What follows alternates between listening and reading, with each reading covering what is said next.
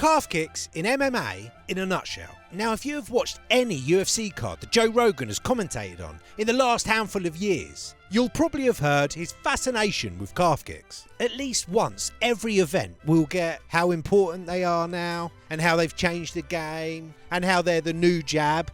Well, don't get Rogan started on jabs. But anyway, why are they all of a sudden changing the game? Since when did they become more damaging to a fighter's career than an Ariel Helwani interview? And why did it take this long for everyone to realise their effectiveness? Well, firstly, they're not actually new. Far from it.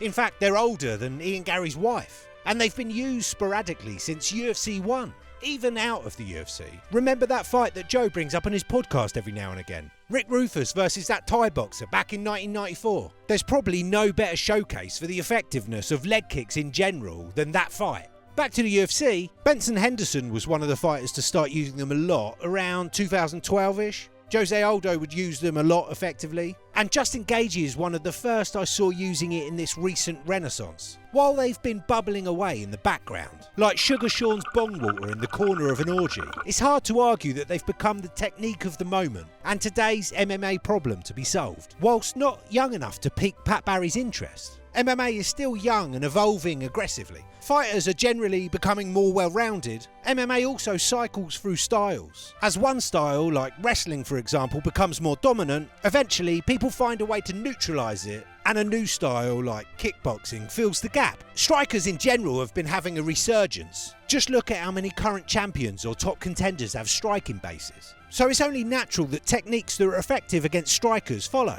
Calf kicks are most effective when the opponent is boxing focused or has a wide stance. So as a lot of fighters have improved their boxing in the modern era and settled into it as their style, they become a lot more effective as an offensive weapon. Another factor is that while they're definitely being used more, this fact is being magnified through people like Rogan constantly bringing it up, making it seem more revolutionary than it really is. Plus, another thing to consider, when a technique gets showcased in a few high-profile fights, other fighters quickly jump on board and start adopting it. Look at how many people started throwing out that shoulder strike after Conor vs Cowboy. Fighters will inevitably counter this movement by working with a more narrow stance, making the calf kicks less effective. Or maybe a new way of countering it, making the cost-benefit equation for that technique tip, and the evolution continues. Anyway, if you like this video, give us a sub, check out this playlist of recent bangers, I'll see you next time.